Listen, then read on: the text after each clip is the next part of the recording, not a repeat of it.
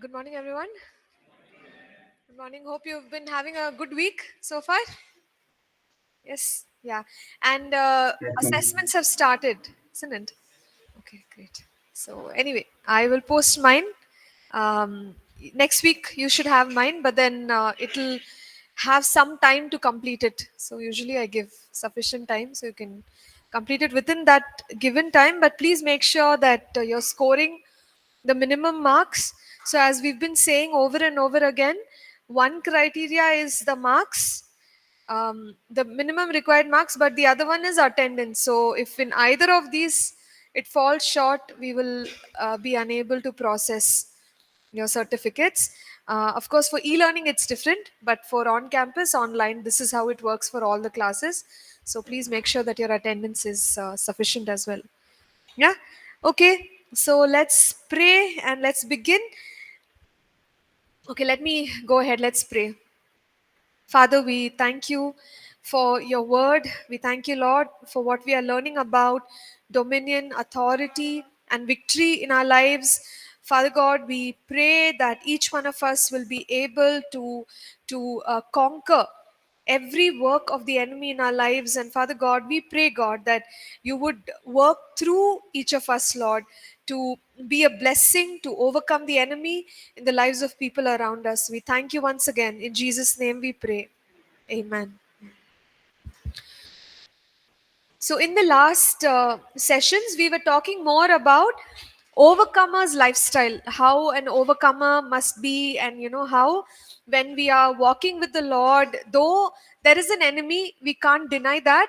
How can we live our lives in such a way that we can still be on top of things? Okay, so this is what we were looking at. Today, we will look specifically about the weapons of our warfare. So, God has given us some weapons. Let's read about them. Can somebody read out the passage? 2 Corinthians chapter 10, verses 3 to 5.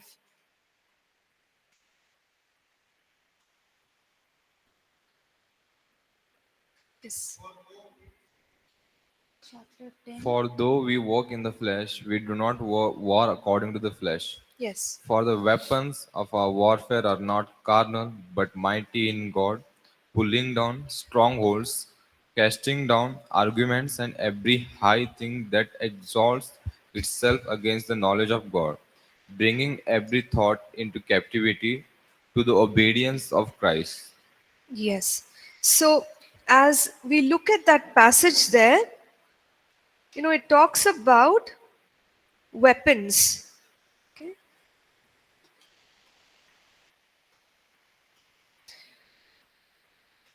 Though we walk in the flesh, we do not war according to the flesh. So we are in flesh and we have an enemy, but we cannot counter the enemy in the natural. That's the whole point. We do not war according to the flesh. That means there are certain ways in the world through which we can protect ourselves, natural ways. But those are not going to help to overcome Satan. Okay. Then what should we do? It says, verse 4, for the weapons of our warfare are not carnal, but mighty in God for pulling down strongholds. So this tells us that there are certain weapons of warfare. Warfare with whom? Satan and demons. So there is a warfare with the demonic world, and there are certain weapons for that. We can't use the natural weapons, right? Like these days you have CCTV camera, and you have all these kind of things that can actually protect you. It can give you some caution, it can protect you, but this will not help us against Satan and his demons, right? You can have all the protective mechanisms in the flesh, but it will still not protect us against Satan. So there are, what the scripture says, weapons of warfare. What is the nature of these weapons? They are not carnal, but they are mighty in God for the pulling down of strongholds. So there are certain weapons that we must employ which are powerful in the spiritual realm. Now, these are the weapons that are going to help us pull down strongholds. So anyway, we'll come to it. Different kind of struggles that we all go through. So what are these weapons? We will look at them. But verse 5 says, casting down arguments and every high thing that exalts itself against the knowledge of God, bringing every thought into captivity to the obedience of Christ. So all these things are possible through the weapons, right? Through spiritual weapons. So now let's go and look at each one of these weapons one by one. From this passage, what did we get to know about these weapons? They are spiritual, they are not carnal. Secondly, they are mighty in God. Thirdly, for the pulling down of strongholds and to do, every other supernatural work. We have to use spiritual weapons. So if we are going to fight the devil, we must fight it with spiritual weapons. Always remember that. Okay. Now, let's go to Ephesians chapter 6, verses 10 to 18. This is what talks about the armor of God. The armor is a protective gear which one wears during warfare. God has given us spiritual armor because we are in warfare. So, can someone quickly read Ephesians chapter 6, verse 10? Finally, be strong in the Lord and in strength of his might. Okay. Verse 12. For For our we do not wrestle against flesh and blood, but against the rulers, against the authorities, against the cosmic powers over this present darkness, against the spiritual forces of evil in the heavenly places. Yes. So we are in constant battle, and this battle is not against flesh and blood. Okay, this battle is against, it makes a list there. And from what we have learned, we know that there is an hierarchy. Hierarchy means what? One above the other or one below the other. That's the structure, right? The structure in which the demonic powers have organized themselves. So it says principalities, powers, rulers of the darkness, spiritual hosts of wickedness in the heavenly places. So this is the order in which these demonic powers are working. And it says in the heavenly places. What is the meaning heavenly places? Demonic powers are there in the heavenly places. What is the meaning of that? Is it in heaven? Demons are in heaven, or how does it? How do you understand?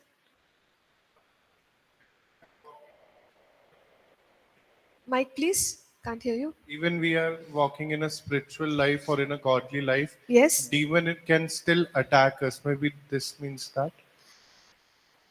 Yeah, what you're saying is correct, but that's not how we might be able to explain this. Heavenly places. So why does it say heavenly places? It is talking about the spiritual realm. It's talking about the spiritual realm. Okay. So when we study in scripture, it's like there is one incident that Paul talks about when he writes to the Corinthians, where he says that there was a person who was who was caught up in the third heavens, right? So notice there is some kind of a structure, you could say, even in the heavens. So third heavens is where God dwells, where God's presence dwells, where the heavenly hosts are. So sometimes people refer to the demonic realm as the second heavens. So it's not heaven, but it's just a way of just naming that zone where the demons dwell. So the second heavens, where the principalities, powers, the spirits of wickedness, so on and so forth are existing. Okay, so we don't have to worry too much about it, but it's just for us to understand that it's referring to a spiritual zone where the demons stay. Now, where is the second heaven? Is it above, below? we don't have to bother about it because it really does not affect us that much. Yeah. But this is where they dwell. And these are the real enemies that we have. So while we have people whom we have maybe some disagreements with and we think they are our enemies, who are the real enemies? Demons, the spiritual realm. This is where we have enemies. Now, moving on, verse 13 says, therefore, take up the whole armor of God that you may be able to withstand in the evil day, and having done all to stand. So, how can I overcome the spiritual warfare that I'm engaged in? How can I be victorious? Put on the full armor of God. So every believer must put on the full protective gear, spiritual gear. That's how we can protect ourselves from demonic forces. Now we will talk about all of these portions or parts of the armor shortly. Let's read verse 10 again, please. Finally, be strong in the Lord and in his mighty power. Yes. So finally, be strong in the Lord and in his mighty power. So as we go through this verse, it tells us to be strong in who?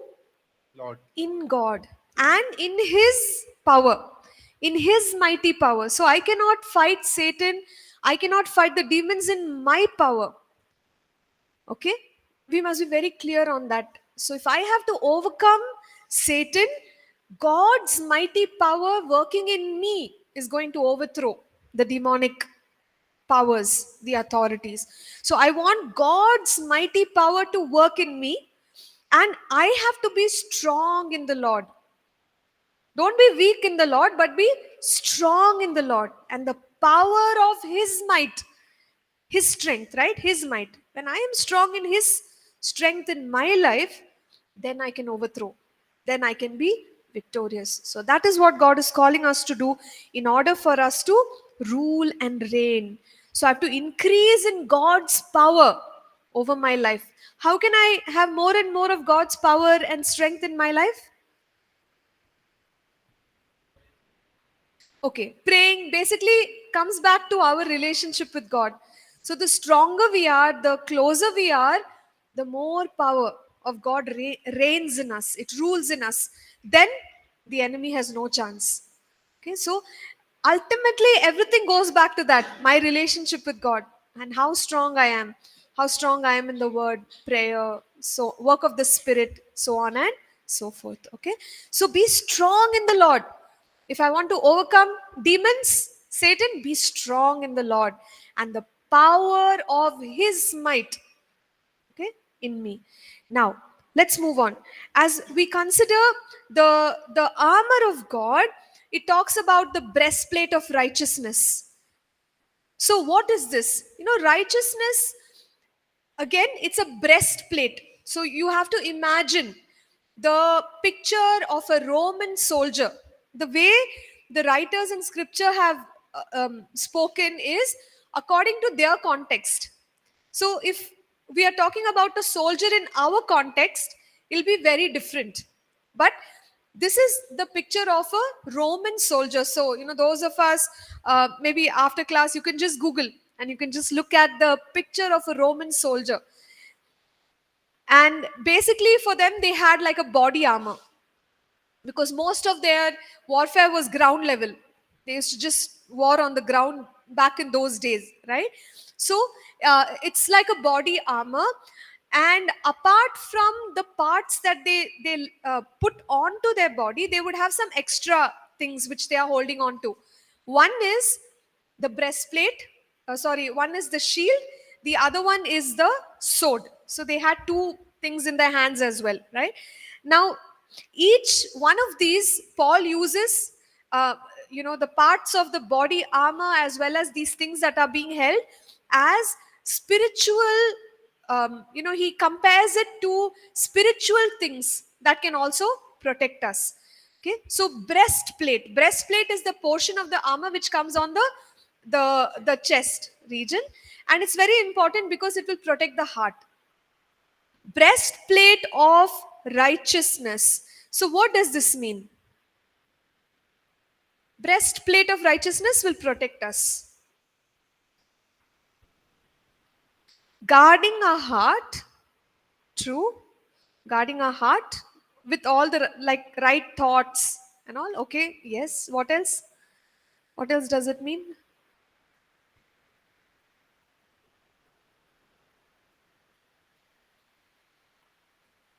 Breastplate of righteousness. So, how does righteousness apply in a believer's life?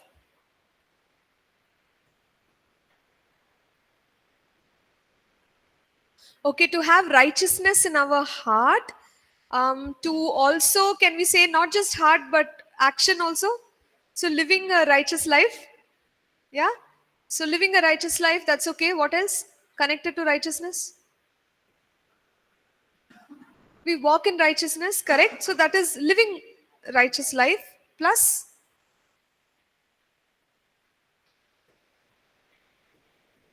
Very good. So, positional reality, positional truth or identity in Christ. We are the righteousness of God in Christ Jesus. That's what scriptures say. So, having the understanding that I have been made righteous with God through Jesus Christ. See, how does it protect us? Accusation of the enemy. When the enemy lies and he says, you are not accepted, you are not righteous, you are not good enough, right? What do we say? Hey, wait a minute. In Christ, I am, it's not I will be. I am the righteousness of God in Christ Jesus. So, Satan, you can't lie to me. So, that is positional reality, identity. But you see, only positional, yes, we are in Christ, but I must also live it out. Now, I can't keep saying, I am the righteousness, and then I do whatever I like to do. I do, unrighteous things. Both are necessary. Knowing positionally who we are, plus for us to walk in righteousness. So when a believer walks in righteousness, it automatically protects the believer. I'll just read a scripture for us.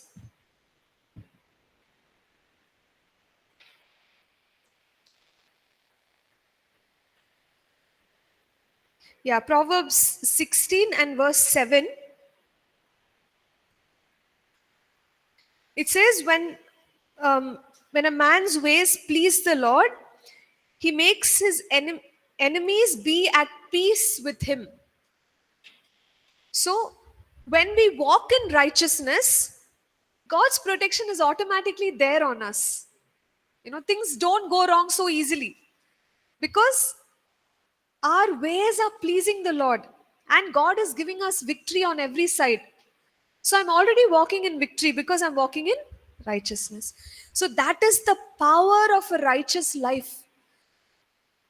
Firstly, it will affect my relationship with Christ. If I'm in unrighteousness and I want to pray, I want to fast, I want to do things, there is a disconnect over there. But on top of that, when I'm walking in righteousness, scripture already says, if a man's ways please the Lord. So it's about pleasing God. Only God knows how our lives are, how our hearts are. But if our lives are pleasing to the Lord, He's fighting on our behalf. On every side, God is giving us victory. Okay, so a righteous life matters. Yes, we are righteous in Christ positionally, but a righteous life matters. And that's what Paul was trying to say. He said, if you're going to walk in righteousness, the enemy cannot touch you. He can't do anything in your life to bring you down. So that is what protects us, the breastplate of righteousness. Now, let's look at other things that are weapons. Okay, this is warfare. When we are walking in righteousness, it is warfare. I mean, think about people like Daniel. His people around tried to find a fault with him, but they couldn't. You remember they put him in the lion's den and they expected him to be killed, but he was a righteous man. So God was fighting his battles. Even the lion's mouth, God sealed it up. And the lions also did not do anything to him. So this is how we understand righteousness. So whether I'm at the workplace, whether I'm in ministry, at home, anywhere that I am, if I am righteous, Satan can try to attack me. People can try to find mistakes, faults, bring us down. Nothing will touch us. You see, we are already walking in victory. So righteousness is a weapon in the life of a believer. So we should not be afraid. Sometimes it may feel like things are going wrong. Have you read the book of Esther? So in the book of Esther, it feels like, oh, they're building a gallows, and this person Mordecai, he's going to be killed. And in moments, God changes everything. Suddenly, the dream, in his thoughts, the king wants to honor somebody who has protected the people. And then instead of hanging Mordecai, they hang Haman. What did God do? Protection. Because there is righteousness, right? Righteousness of worshiping the Lord among those people. And so this is what we must realize. Sometimes as believers, what we tend to do, we go more by, okay, rebuke, bind, loose. What should I do? Tell me, cast out. Okay. We do all these things, but it doesn't seem to work. Why? Because we've not put on our armor. We're not walking in the ways that we actually should be. So, righteousness is very important. It's going to protect us. Second one, truth. Walking in truth. In the armor, there is a part which says belt. Okay, so generally, everything is secured with a belt. So belt is very important. Okay, the belt here is the belt of truth. So let's look at what truth is all about. Let's read from 2 John chapter 1 verse 4. I rejoiced greatly to find some of your children walking in the truth, just as we were commanded by the Father. Okay, so when we are living our lives, we must walk in the truth. Truth is what? John 17 verse 17.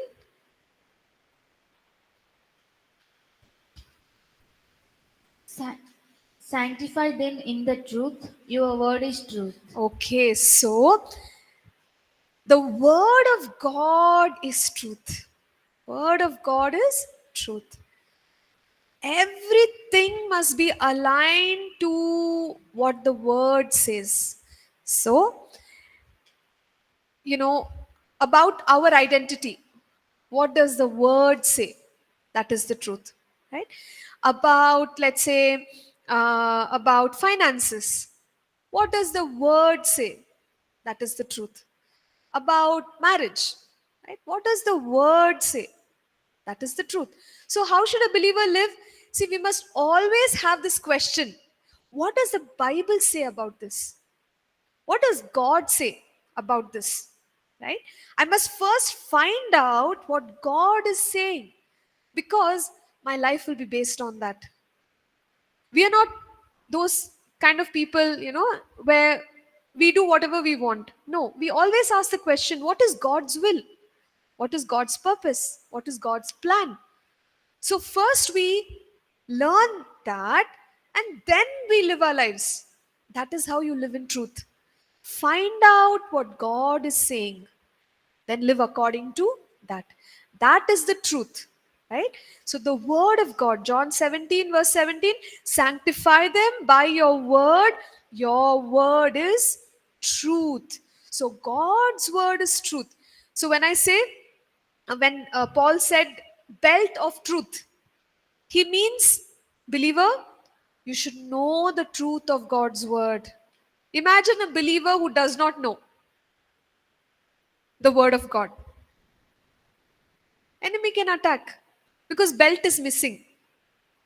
Okay, so this is how we understand these things. So I have to walk in the truth, which means I have to study the word.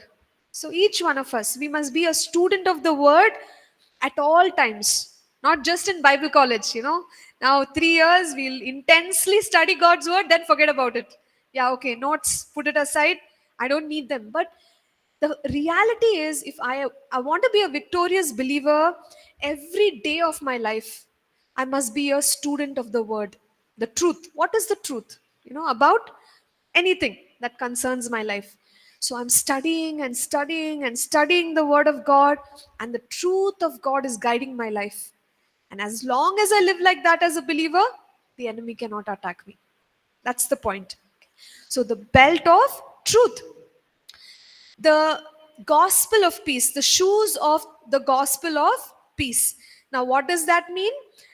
Being ready to share the gospel, right? And also living in peace, two of these things. So we must check our own hearts and our lives and ask the question, am I the kind who is representing Christ wherever I go? Am I excited to share about Jesus wherever I go, to whomever I meet with? Do they know Christ because they know me? And am I willing to explain? When people ask questions, what do you believe? Why do you believe in Jesus? Why is your life like this? Why did you make these choices? We should be excited. Say, oh, okay, I'm ready to share about Jesus and I'm ready to share the gospel. So when a believer is like this, ready to share about Christ, it's a place of protection, right? It's a place of protection of God over their lives. And also it says the shoes are the shoes of peace. This means having peace not only with God but having peace with people. So in scripture we see it says, as far as possible, be at peace. Okay, let me share that reference with you.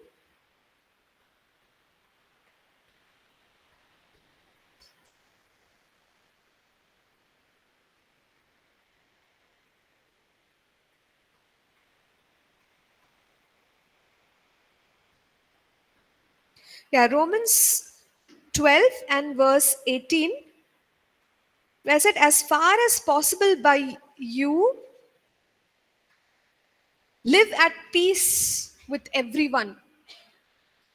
So we must try to maintain peace. With how many people? With everyone. Okay. So a believer who tries to live like this, you don't want to simply get into quarrels and simply get into fights with people. You can be protected from the attacks of Satan if we learn to live with peace. Will there be opportunities to quarrel or disagree? All the time, because we have different personalities, we have different ways of communication, right? Different priorities. With all this, there are many opportunities the whole day to fight with others, because we will always clash, whether we like it or not. But for us as believers, learning to walk in peace, right? Yes, we can do the right thing, but in a very peaceful way. We have to learn that. When we learn that, when we pray and ask God, God, help me so that I can walk in peace with everyone.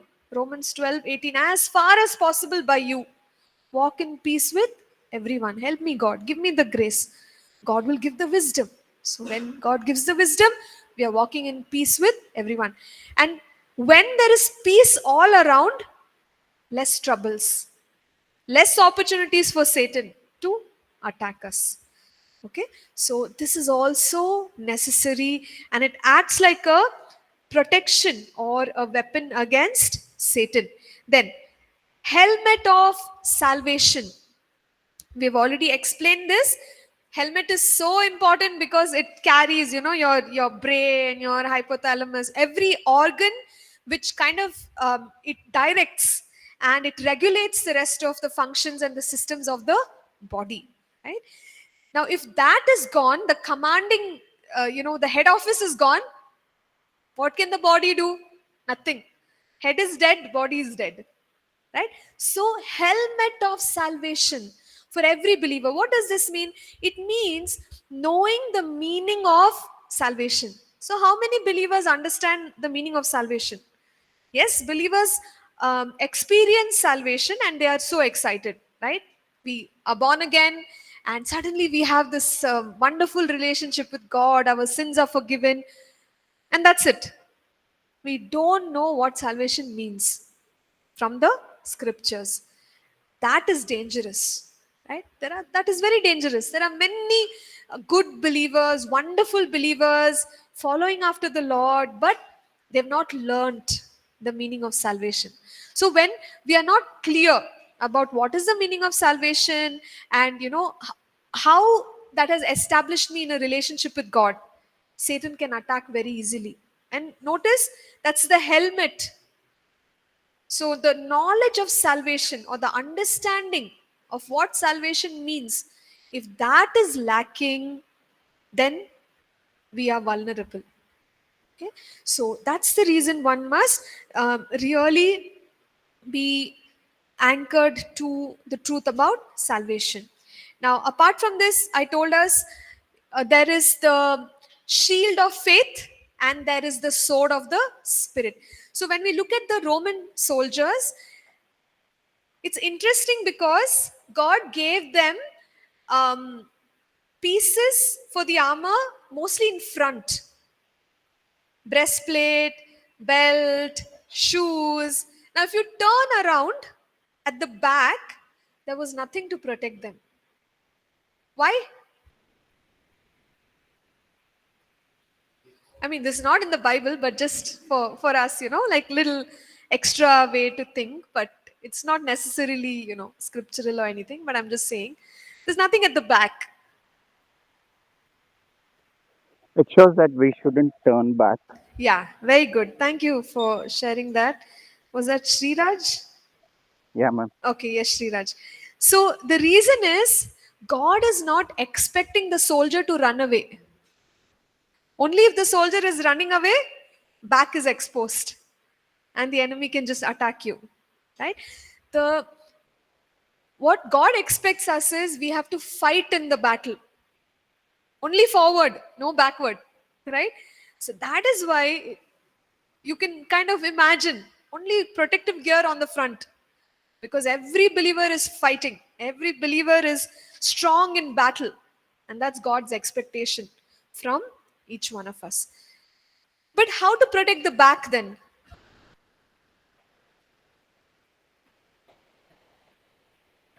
Okay, God is with us.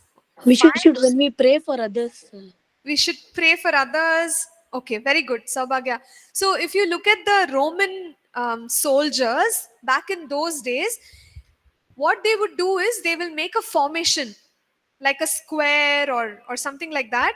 So when they wanted to march and protect their back also, they will all face front and then they will make a square. So you see the back is protected. You got it? And they would walk like that. They would walk in groups or batches or teams. That's how they would protect their back. So, I mean, just for us to kind of understand also that God does not want us to function individually or alone in battle. Yeah, we are in battle, but so are our brothers and sisters. And so, what Saubhagya said, pray for them, work with them. So, working with each other, unity. Unity protects us from Satan. When Paul write or the writer of the Hebrews, when he writes to the believers, he says, just watch that no root of bitterness comes up amongst all of you. Because when Satan can attack the unity of believers, he can attack the church. Okay? The body. So it's like that. God wants us to learn to work together. Imagine in that square, if some soldiers say, I'm not coming, they'll be exposed. The backs of the others will be exposed. So there is no other option. We have to work together. That's the way in which they used to march into the battle against their enemies. So, unity, working together, praying for others, being there for others. God expects all this from us if we have to fight our battle properly. Okay, then so if they are moving together, another thing is they used to make um, like a bigger shield with all their shields. Imagine they're all holding their shields forward, and there is a square formation. All the shields are together in front, protecting all of them. So, faith. So, a community of faith. When we are a community and all of us are strong in the faith, imagine how powerful that can be.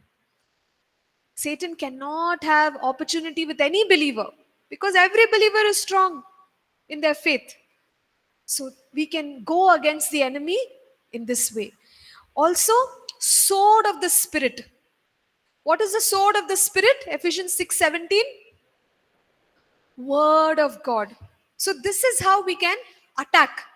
We are saying weapons. Till now, all the weapons are defense. But the sword is offense, right? Like we can attack with the sword.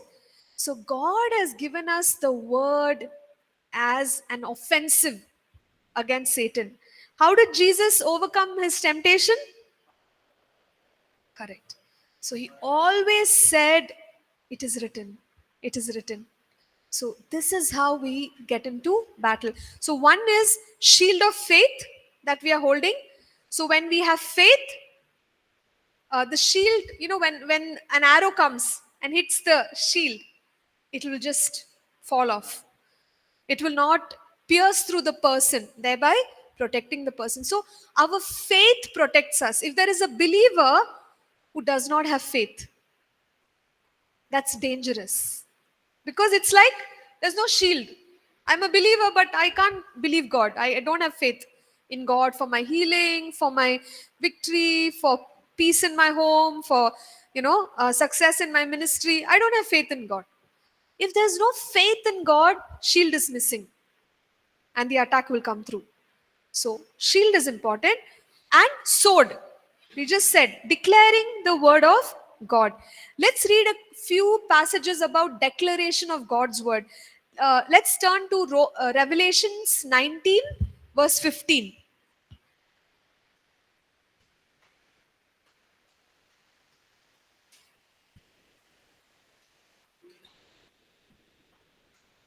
Coming his out mouth of comes his mouth, coming out of his mouth is a sharp sword with which to strike down the nations. He will rule them with the iron scepter. He treats the winepress of the fury of the wrath of God Almighty. Yes. So this is talking about the time, after the Armageddon, when Jesus comes to rule and reign, the millennial rule of Christ. At that time, how is he going to establish victory over the enemy forces? Verse 15 says that out of his mouth goes a sharp sword. Jesus is what? Jesus is the word of God. He himself is the word of God.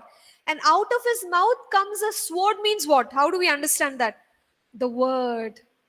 When he speaks the word, right? Out of his mouth comes the sharp sword, that with it he should strike the nations. And he himself will rule them with a rod of iron. He himself treads the winepress of the fierceness and wrath of Almighty God. So, the way Christ is going to win victory against the enemy armies or forces is through the word. So, imagine the power of the word. The word created, the word releases the victory of God. The word brings deliverance. So powerful, God's word is. That even Jesus, when he comes, he's not going to use his, sword with his hand or go and bind up all Satan and the Antichrist and, the enemy kings. There's no need to do all that. The word is enough. He opens his mouth. What is he going to say? We don't know. But there is power in the word. That's all he has to do. Open his mouth. Speak the word, and the word is going to bring the victory. So, in our battle, I want to win my battle. I'm going through this, I'm going through that. Satan is troubling me. What shall I do? Open up the Bible, pull out the scriptures, begin to declare it. Declare it, declare it. So as I am declaring the victory of Christ, every wall, every stronghold, every evil power has to come down. Because Jesus has given us that example. Every time he's attacking Satan, the word, the word, the word. Amen.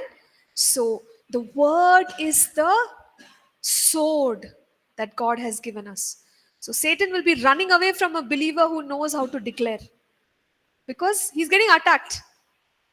Right? So learning to declare the word, learning to speak over our own lives, the word of God, it's going to protect us. That is a weapon, and it's a really powerful weapon against the enemy. Okay, so the word of God. Now let's see a few more scriptures about the word of God. Romans 10 and verse 8. But what does it say? The word is near you. It is in your mouth and in your heart. That is the message concerning faith that we proclaim. Yes. So the word is very near you. Where is the word? It is in your. Go ahead, read it, Prem. It is in your mouth, Mouth. Okay, and it is in your heart. heart. So it is in your mouth, it is in your heart. This simply means the word of God, it should be in my heart. How does it get to my heart? When I'm meditating on it. So I meditate on God's word and it gets into my heart. It should not just be in my heart, but it should come on my mouth. This means confession of the word, declaration of the word. So engaging with the word in this way, reading it, meditating on it, believing it, and speaking the word. So doing both of these things will release the power of God on our lives. Right? So, this is something that as believers we have to develop the discipline of doing this. Okay, now during prayer, when we did prayer and intercession, the course, we talked about the structure, and we said, why can't we adopt a pattern in our prayer where we can give some time? Yes, some time for petition, where we are asking God, Lord, do this, do that. But some time can also be given for declaration every day. We can just keep a notebook, or these days we all have our gadgets. So you've collected some scriptures and begin to declare it over our own lives. And as we do that, we'll see things shifting, changing, and God's victory coming upon us. Yeah, so let's just stop here, and we will take a break, and we'll continue with the remaining weapons that we can use as believers. So till now, we discussed about the armor of God, some of the parts of the armor. We discussed about faith. We discussed about the word of God. Anything to discuss or questions?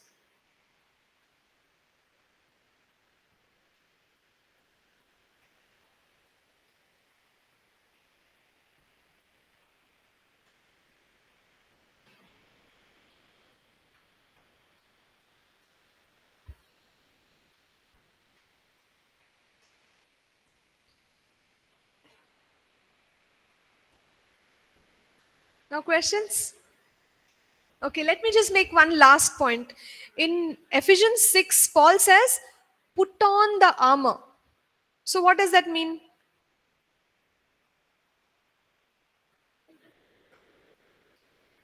Yeah, equip yourself, but it also shows us an effort from the side of the believer.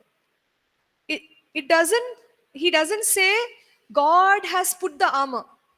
That means every believer is completely protected. But when he says put on the armor, that means we have to make some effort to protect ourselves. Now, as a believer, if I don't put on the armor, and my life is still exposed. So, if a believer does not make an effort to protect themselves, they can be under attack. Okay. Right. With that point, let's stop here. Let's take a break, and we shall be back at 10 a.m. Thank you. Thank you, ma'am.